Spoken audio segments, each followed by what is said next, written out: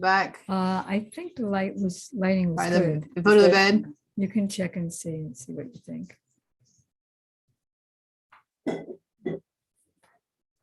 You find it? No. Oh, yeah. Maybe room? Yeah, by the foot of the bed where we put the oils. That window. I put it in the drawer. Oh, she moved it by the drawer. The drawer.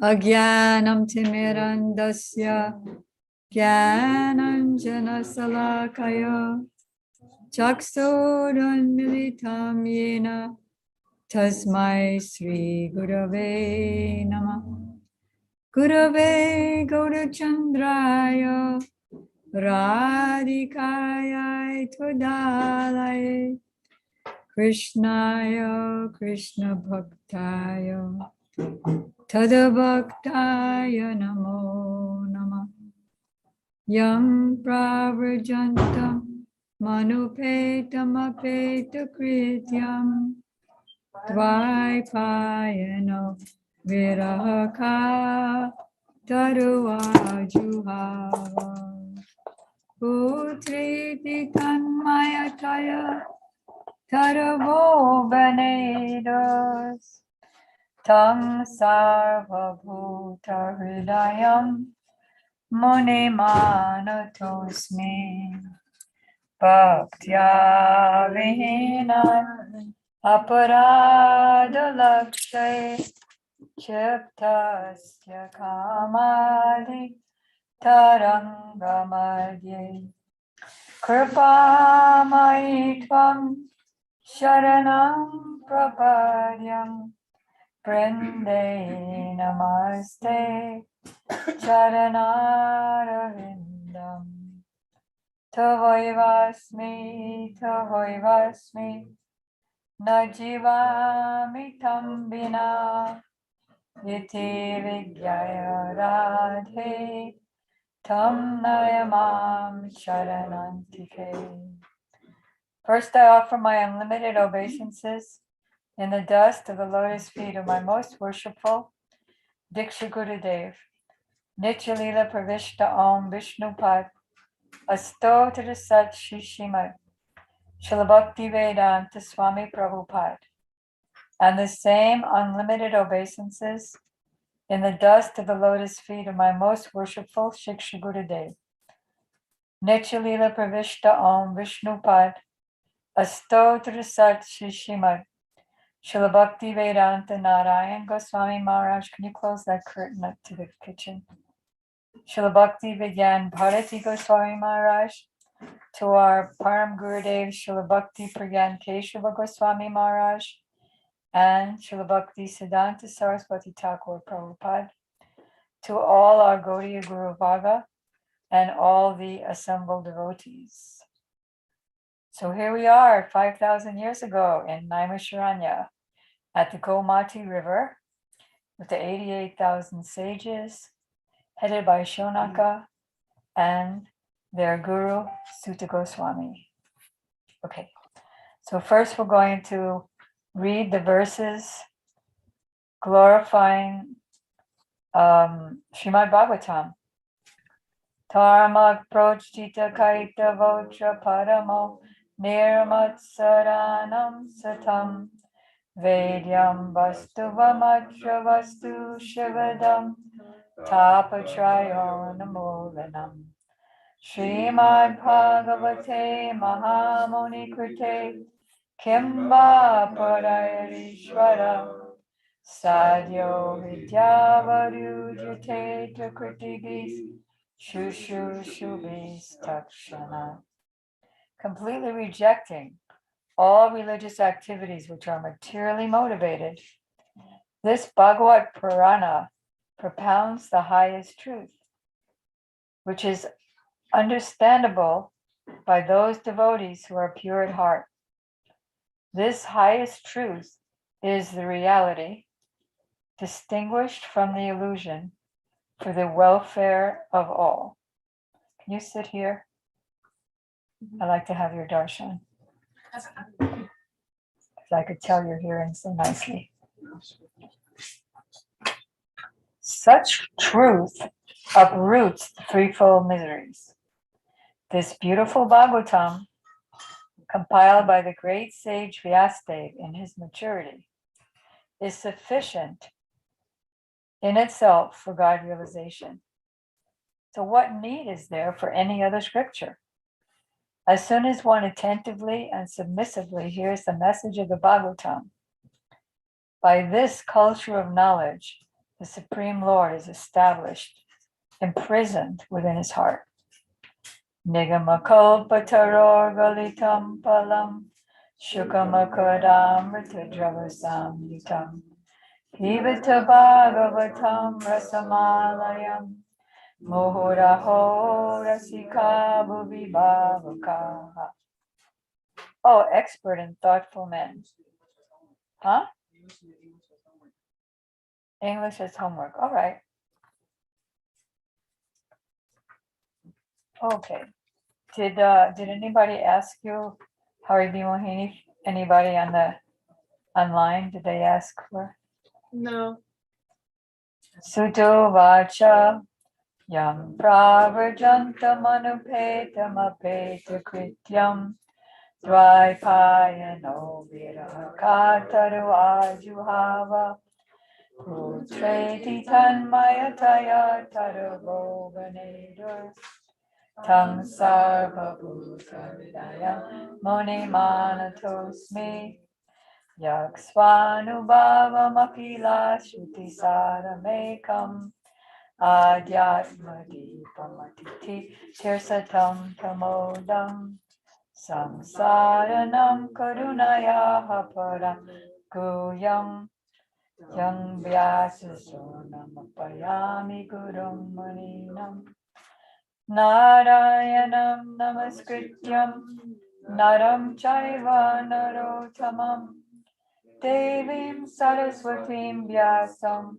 tato jayamudiraye Shrinvatam swakata Krishna Punya Shravana Kirtana Hridantastohya Vajrani Vidunoti Sahritsatam Krishna Swadharma Pagate Dharma Jnanadipi Saha Kalonasta Drishamesha Puranarko Dinoditaha Anartapash Bhakti Yogam Madhoksraje Lokasya Janataha Vidvams Chakre Satpata Samhita Namami Devam Karunanidanam Tamalavarnam Suhitavataram Apara Samsara Samudrasetam Pajahame Bhagavata Swarupam.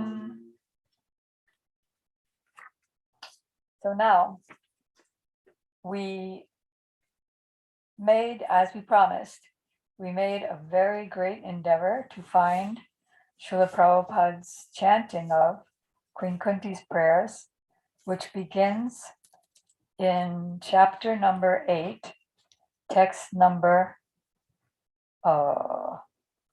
what text number? That's Uttara's It was prayer. 18. It And began. then Queen Kunti's prayers begins on text 18. So, Vasanti, you're going to play that? Yeah, let me see if I can. But I want the people on the Zoom to hear. Okay. It's 20 minutes. Well, it's so nice. So it's gonna be the whole thing. Why don't we just put the link on the? Vasanti, can you please play it? I am, but for 20 minutes it's all. Let's see how long you can tolerate it. And that's very soft.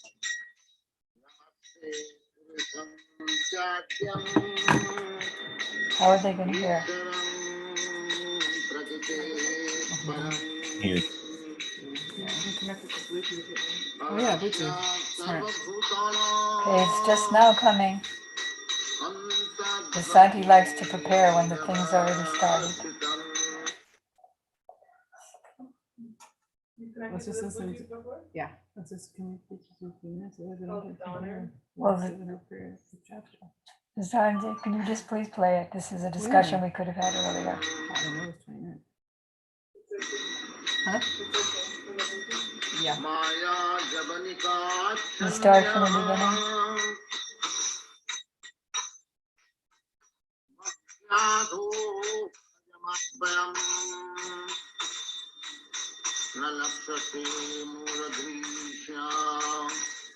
You start from the beginning. I want to hear from the beginning without any interrupted conversations. All right, so we're on chapter 8, text number 18. Okay.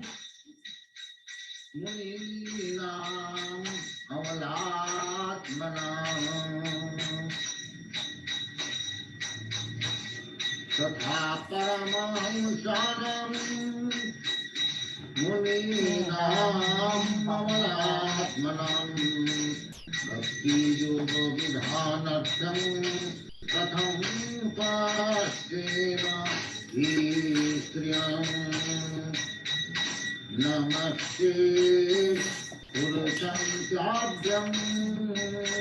Ishtaram Pradite Param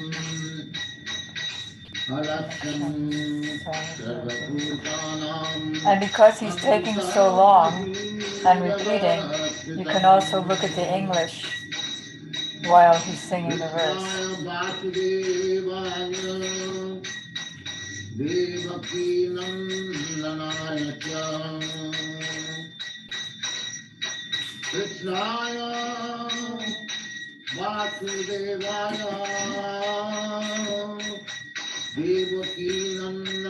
The difference in the transcendental nature of sorry.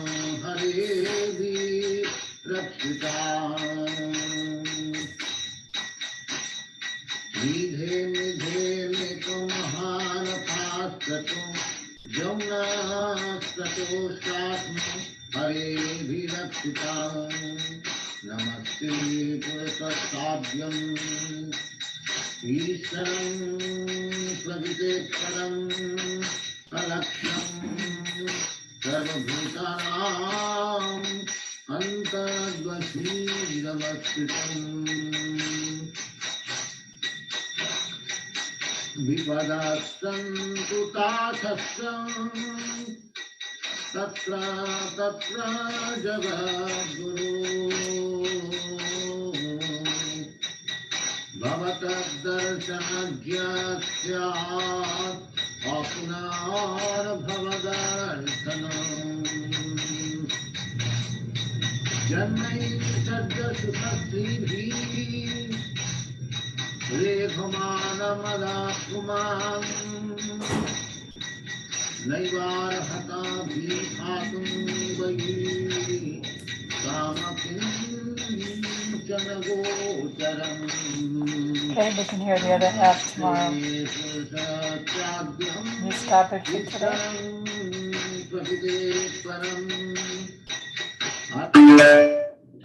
It's very deep, isn't it? Like looking at the English and hearing a self-realized soul who's a maidservant of Srimati Radhika coming all the way from the Nikunjas in Vrindavan and saying this with so much feeling. Really get a sense of the reality, don't you? Don't you? Yes. All right, so we're going to hear the rest of it tomorrow. And yesterday we completed all the prayers, didn't we? Yeah, we're up to where Krishna started to respond. All right.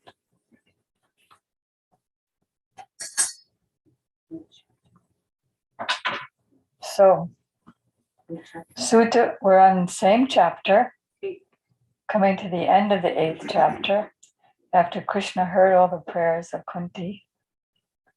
Now he's responding. Text 44. Sutta vacha prataye tam kalapadayar parinuta kilodaya mandam jahasavai kunto mohayani ramayaya. Sutta Goswami said, the Lord, thus hearing the prayers of Queen Kunti, composed in choice words for his glorification, mildly smiled. That smile was as enchanting as his mystic powers. Tambadamityupan machya pravisya gaja hasvayam shriyascha swapuram jasham premna raja nivarita. Thus accepting the prayers of Srimati Kunti, the Lord subsequently informed other ladies of his departure by entering the palace of Hastinapur. But upon preparing to leave, he was stopped by King Yudhisthira, who implored him lovingly. So first he was stopped by who? Uttara, to save her embryo. Then he was stopped by Kunti, and third time stopped by? Good. King Yudhisthira was very much aggrieved, could not be convinced despite instructions by the great sages headed by Vyas, and the Lord himself, the performer of superhuman feats, and despite all historical evidence. What couldn't he be convinced of? Let's find out. Aharaja dharma sutas chintayan suhridam badam prakritenatmana vipra sneha moha vasamgata. King Yudhisthira, son of Dharma, overwhelmed by the death of his friends, was aggrieved just like a common materialistic man. O sages, thus deluded by affection, he began to speak. So really, he wasn't deluded. He's transcendental to everything. But he's just playing human-like pastimes for our benefit. Aho me pasyata jnanam Kriti rudam duratmanam parakshaya vadehasa bhavyo me chodihata. King Yudhisthira said, "Oh my lot, I am the most sinful man. Just see my heart, which is full of ignorance. This body, which is ultimately meant for others, has killed many, many phalanxes of men. Let's find out how many. If a phalanx is 21,870 chariots, 21,870 elephants, 109,650 infantry, and 65,600 cavalry, that's called an Akshohini. Many Akshohinis were killed during the battle of Kurukshetra. And as a most pious king, he takes himself the responsibility for all those deaths.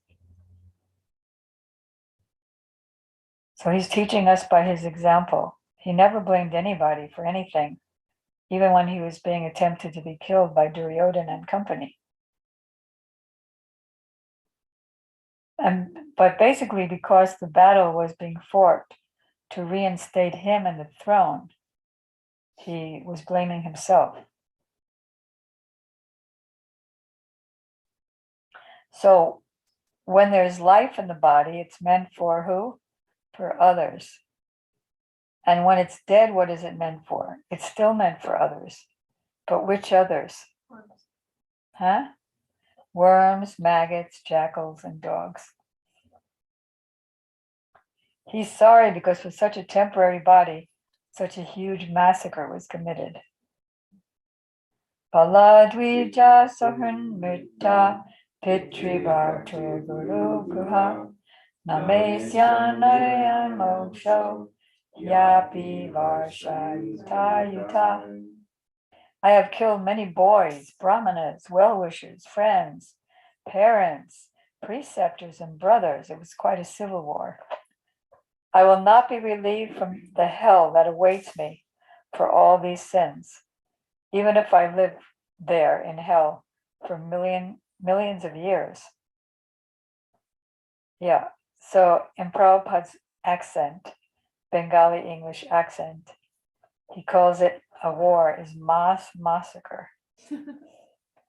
So when there's so many sinful people all over the world, he said Krishna gets them all together for mass massacre.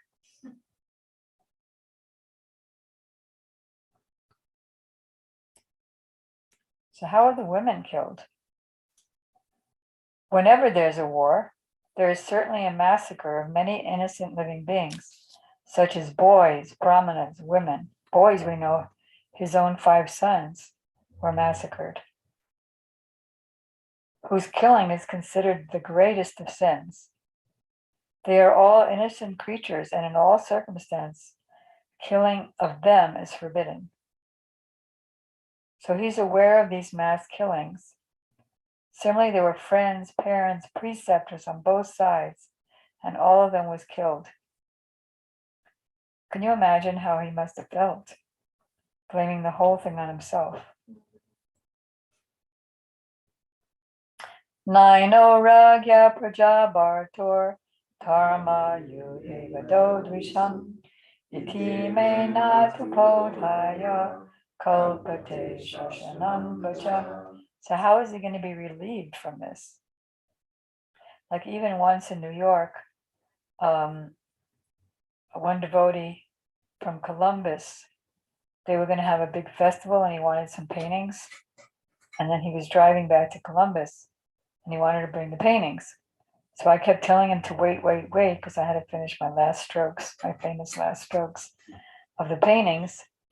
And then so it was already nighttime when he and his associates left in their van. And because it was night, he fell asleep at the wheel and he died. And the others were severely injured. And all the paintings were wrecked. So imagine how I felt, but imagine how Yudhisthira Maharaj felt.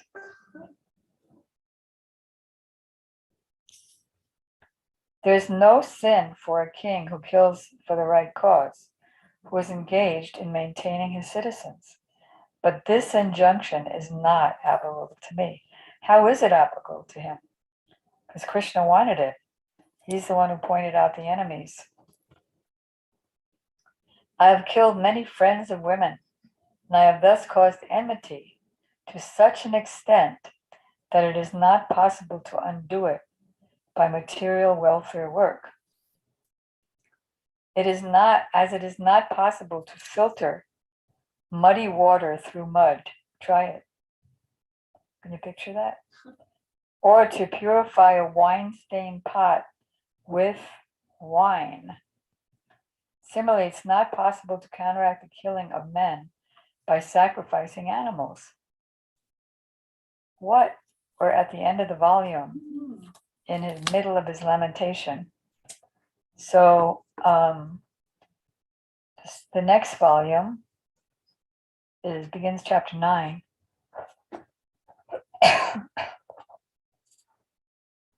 And we're going to find out if he gets relieved or not. Passing away at Bhishma. Passing away at That's Bhishma. right. That's there. Huh? You just keep going. Yeah. Yeah, on the phone you can keep going. So now that's the end of chapter 8. Now we're coming to chapter 9. The name of the chapter is the passing away of Bhishma Dev in the presence of Lord Krishna. So what does that have to do with Maharaj Yudhisthira's lamentation? Didi, can I ask, can you remind us why Sutadev is bringing us through the pastimes at Kurukshetra at the battlefield? Yes. I was just about to say, what does this have to do with Maharaj Pariksit hearing the Srimad Bhagavatam from Sukadeva Goswami? So he's bringing us through this. It's all in relation to Pariksit Maharaj, because it was in relation to Aswatthama at the end of the war, killing the 5 sons of the Pandavas, and then trying to kill Maharaj Pariksit, but Maharaj Pariksit was saved. And now they're teaching us philosophy. This is also part of the Bhagavatam. It's the first canto, 9th chapter. So Sutta Goswami is making this because the sages had asked him, how did the Bhagavatam come to be discussed anyway? Why did Vyasadeva write the Srimad Bhagavatam? And why did Maharaj Pariksit leave his whole kingdom of the world to hear Srimad Bhagavatam? So this is all in relation to that. And we're getting so many teachings. We're getting teachings of pure devotees, religious duties, like Draupadi, who, even though her 5 sons were massacred by Aswatthama, considering other religious principles, she didn't want him to be killed. And then we were hearing how Krishna saved Maharaj Pariksit, who later on heard. And we're being introduced to Uttara, who Maharaj Pariksit told what he learned from Sukadeva Goswami to his mother, which became another book called Brihat Bhagavatamrita, which was written 4,500 years later. And then we're also being introduced to Queen Kunti, the mother of the Pandavas, and her very beautiful prayers, and Siddhanta. And we are being now introduced to the teachings of Bhishma Dev. And we'll find out why gradually in this chapter. Because Bhishma Dev, we're hearing about, because Bhagavatam means Srimad Bhagavatam. It means the beautiful story of Krishna and his devotees. So hearing about the devotees teaches us a lot about how to be Krishna conscious. So we learned about Kunti, we learned about Uttara, we learned about Maharaj Pariksit, We learned about Vyasadev. Now we're going to be learning about Bhishma Dev and what is that relationship with Maharaj Yudhisthira and his lamentation. Okay, so this is the beginning of the chapter. Sutta uvacha iti vita prajadrohat sarva dharma vivatsaya tato vinasanam pragad jatra deva vitopatet. Sutta Goswami said, being afraid for having killed so many subjects. See, praja means the subjects meant to be protected by the king, but he's lamenting because instead of protecting my praja, I slaughtered them all. Maharaj Yudhisthira went to the scene of the massacre. There, Bhishma Dev was lying on a bed of arrows, about to pass away. So Bhishma Dev was the leader, not the leader, but the principal fighter for the other side, Duryodhana's side. Gradually we'll know why such a pure devotee and lover of the Pandavas would want to take the opposite side. And another significant thing is that he was lying not on the ground, but on a bed of arrows. The arrows didn't go all through his body, but he was lying on the bed of arrows. They were sticking into the back, and then there were also arrows in his chest. Tadate bratara sarve sadavai safrana bushitai anbagach chanvatayar vipra vyastom yastata. At that time, all his brothers followed him on beautiful chariots drawn by first-class horses decorated with golden ornaments. With them were Vyas and rishis like Domya, the learned priest of the Pandavas, and others. So now is a big ceremonial group, all surrounding Bhishma Dev. Bhagavan api viparse vatena sadhananjaya satayar vyaro chita nirpa kubera yakai. O sage among the Brahmanas. Who's the sage among the Brahmanas? Huh?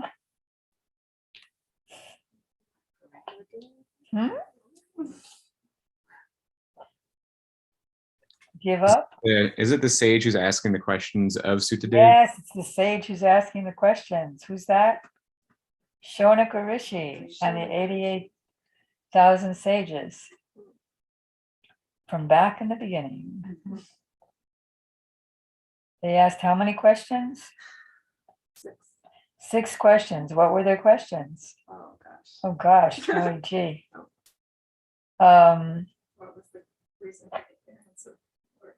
What was the reason for the appearance of Lord Krishna? But that wasn't the first one. How can we benefit all of mankind? Huh? What can we learn to benefit all of mankind? Yeah, what's the best thing to know for the highest benefit of the soul, not the body, but the soul? What is the essence of all the various Vedic scriptures and the essential teaching of that essence? Then you know why Krishna appeared as the son of Devaki. I want to hear about his past. We want to hear about his pastimes, the pastimes of his incarnations. And finally, what was the last question? Where did all religion take shelter? Yes, where, when Krishna had just recently left the vision of the world, accompanied by knowledge, religion, etc., where did knowledge and religion take shelter? So that everything else that we're doing now is an answer. In fact, the whole rest of the Bhagavatam is an answer to those questions. So, O sage among the Brahmanas, Lord Sri Krishna, the personality of Godhead, also followed, seated on a chariot with Arjuna. Thus, King Yudhisthira appeared very aristocratic, like Kuvera. Who's Kuvera? The treasurer of the universe. You can imagine how rich he is. Surrounded by his companions, the Guhyakas. Dristvani patitam bhumo Divastutamivamadam Panemu Pandava Bhishmam Sanaka Chakrina. Seeing him, Bhishma, lying on the ground, like a demigod fallen from the sky, the Pandava king Yudhisthira, along with his younger brothers and Lord Krishna, bowed down before him.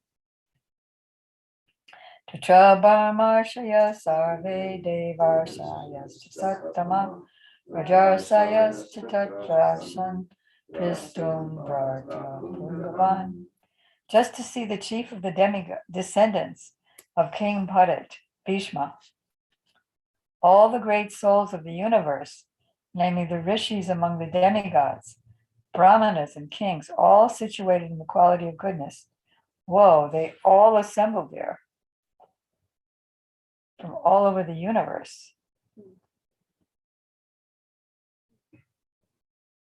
Of course, they heard of the news of his impending death. All the sages, Parvat Muni, Narada, Bhaumya, Vyas, Brihadasva, Bhadadraj, Purasharam, and disciples, Vasista, Indra Trita, Gritsamada, Asita, Kakshivan, Gautama, Atri, Koshika, and Sudarshan, they were all present. And then Prabhupada tells about each one in the purport, if you want to know about them. Several pages of the descriptions of each one. Anyeta Munayo Brahman Brahmarada Shishaya Rupeta Ajamu Kashyapam Sadaya. And many others like Sukadeva, he was there, wow. And other purified souls, Kashyap, Angiras, and others, all accompanied by their respective disciples. Wow, there was so many thousands of people there. Not ordinary people either. Sages, brahmanas, demigods. Tansameta Mahabhagan Upalabhya Vasutama Pujaya Masha Dharmagyo Desha Kala Vibhagavit. Bhishma Dev, who was the best among the 8 Vasus, received and welcomed all the great and powerful rishis who were assembled there, for he knew perfectly all the religious principles according to time and place.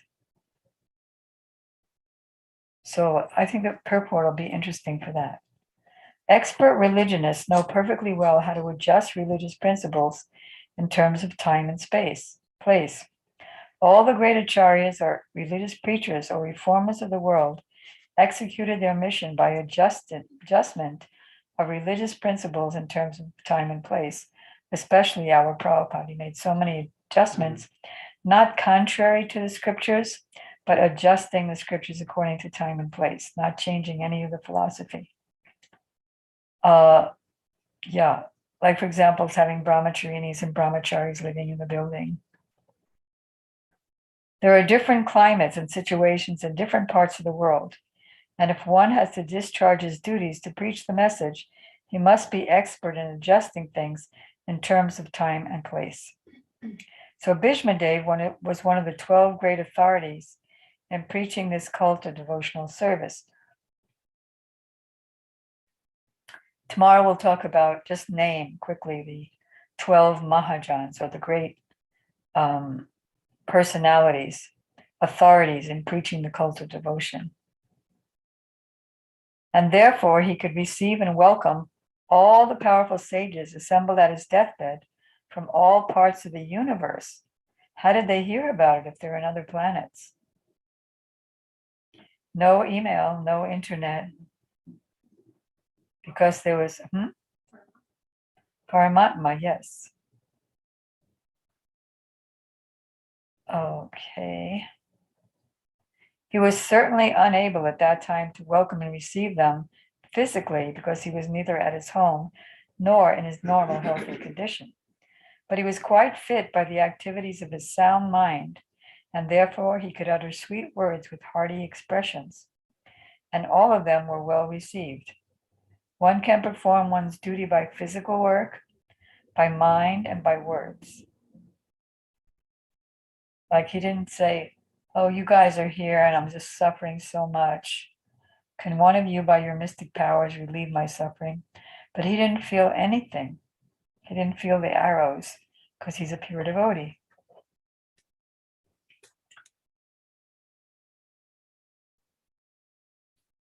So even though he was physically unfit, that was not a reason for him not to properly welcome everyone and make them feel good.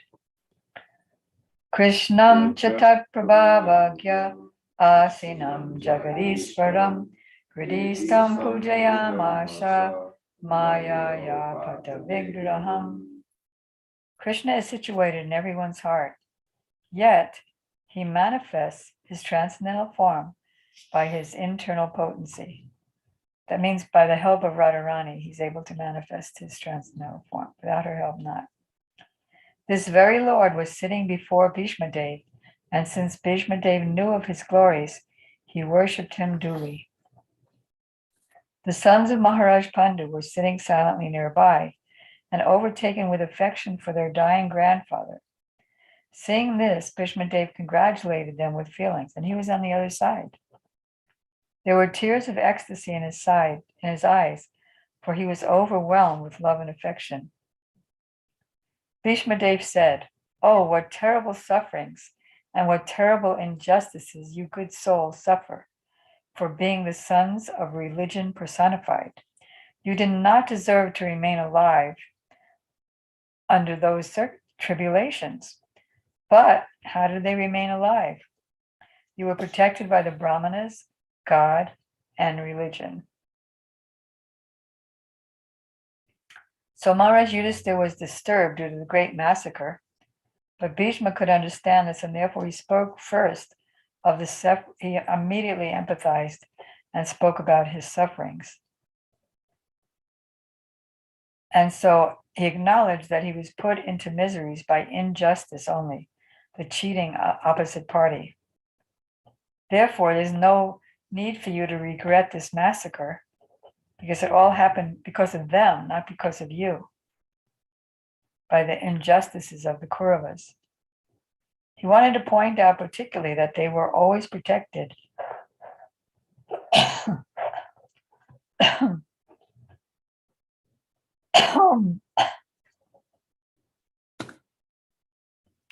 by the Brahmanas, the Lord, and religious principles.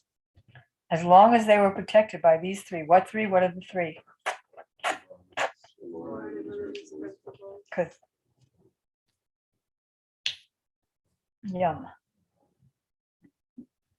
there was no cause for disappointment. Thus, Bhishma Dev encouraged Maharaj Yudhisthira to dissipate his despondency.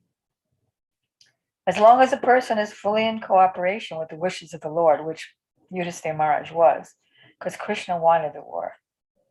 Krishna himself came to Duryodhana and said, I just want 5 villages. I mean, these are Pandavas. They're rulers by their very bodily and mental constitution. How could they have nothing?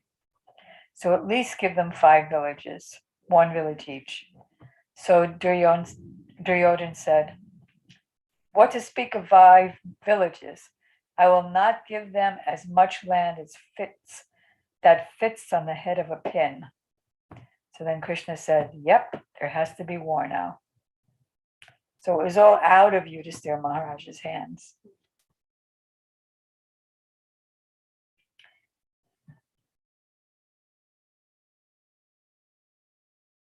So as long as one is guided by bona fide Brahmanas and Vaishnavas and strictly following religious principles, there's no cause for despondency, however trying a circumstance may be. So there's so many teachings here. Bhishma Dev, as one of the authorities in the line, like Narada is one of the authorities. I think Prahlad, I have to relook it up. Bhishma Dev is one of the authorities in the line. I think Bali Maharaj wanted to impress this point upon the Pandavas. As far as my daughter-in-law, Kunti, is concerned, upon the great General Pandu's death, she became a widow with many children, and therefore she suffered greatly. And when you were grown up, she suffered a great deal also because of your actions. Their actions, he just said, it's not their fault. Let's see what the purport says. So the sufferings of Kunti are doubly lamented. She suffered because early widowhood, and as we mentioned yesterday, Madri did the sati rite, walking into the fire, and Kunti took over the 5 sons without a husband. Those of you who are single mothers know that's hard. Okay, and to get her minor children brought up in a royal family. When they were grown up, she continued to suffer because of her son's actions. What actions? So her sufferings continued. This means she was destined to suffer by providence. Very important. And this one has to tolerate without being disturbed. So these pure devotees in these histories, they're teaching us by their examples. But then he's saying, well, actually, it wasn't due to your actions. In my opinion, this is all due to inevitable time, under whose control everyone in every planet is carried. What are they carried about? What are they carried by? Inevitable time. Just as clouds are carried by the wind. Oh, how wonderful is the influence of inevitable time. It is irreversible. Otherwise, how can there be reverses in the presence of King Yudhisthira, the son of the demigod controlling religion? Who's the demigod controlling religion? Dharmaraj. Bhishma, oops, did I skip something? Oh, so he was protected by, so how could there be reverses in the presence of King Yudhisthira, the son of the demigod controlling religion, and Bhima, the great fighter with the club, the great bowman Arjun, and his mighty weapon Gandiva, which was personally given to him by Krishna, and above all, the Lord, the direct well-wisher of the Pandavas. So how could there have been reverses? It's due to inevitable time, but why? Why would inevitable time want to do that to the devotees? To teach us.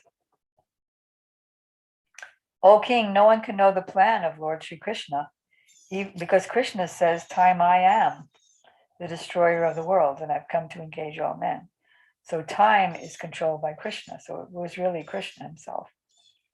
O King, no one can know the plan of the Lord, even though great philosophers inquire exhaustively, they are bewildered.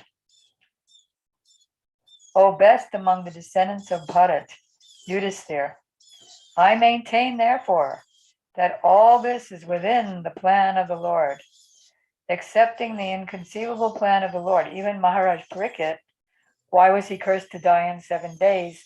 And thus he left his whole kingdom of the world. He was so powerful, the most powerful person in the world.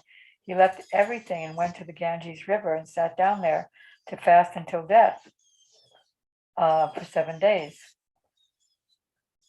That was also the plan of the Lord, that he garlanded the sage. Name of the sage?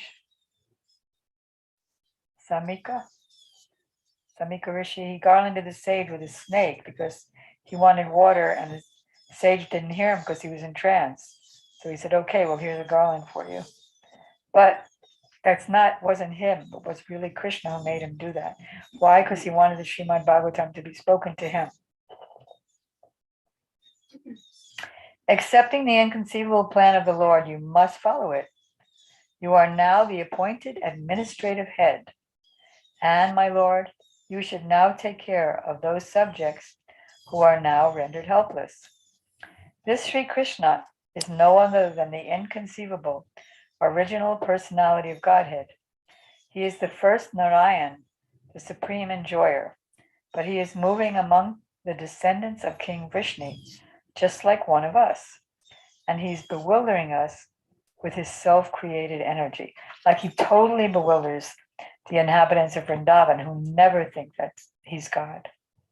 And he does bewilder, and he partly bewilders the Vrishnis, all of the Pandavas and everybody, by sometimes not letting them know that he's God and sometimes letting them know.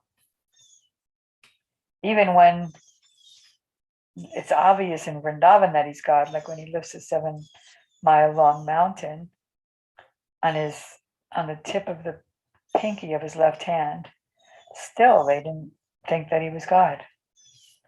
But in Dwarka, they do, but not always. Oh, I think we'll end here because it's 10:58. We only have 2 minutes left.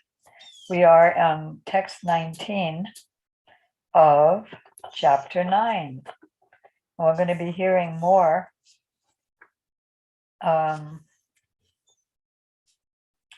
glorification by Bhishma Dev, more clarification by Bhishma Dev. Then we'll be hearing about Maharaj Yudhisthira's discussion and more questions to Bhishma Dev. And then Bhishma Dev is going to explain so much about many aspects of knowledge, which is all part of the Bhagavatam. Okay, so as Prabhupada used to end his letters, more in the next. Then the chapter ends by showing how, meditating on Krishna, Bhishma left his body with all the demigods showering flowers and playing drums and everything. Oh, but when he's talking, he also talks about Krishna and the gopis, because he wouldn't want to leave out Krishna's complete feature. So where are we? We're starting on text 19. And if we forget, Haridas will remember. So I remember there were questions from last week. Oh, gee. What are they, Vasanti?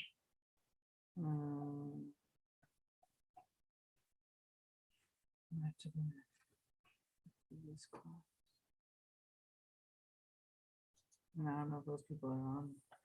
Yeah, we don't know if the inquirers are still on. Something about I know. Because I mentioned that we would begin by answering their questions, but I forgot. So Vasanti's going to have a whole day to find the questions. And then when we start the class tomorrow, she's going to start looking for the questions. Yep. Okay, Gaur Premanandi. Panchakalpachurubhyascha Kripasindhuvyeva cha Patitanam Pavanebhyo Vaishnavebhyo. You don't mind that I make fun of you in front of the whole planet, do you?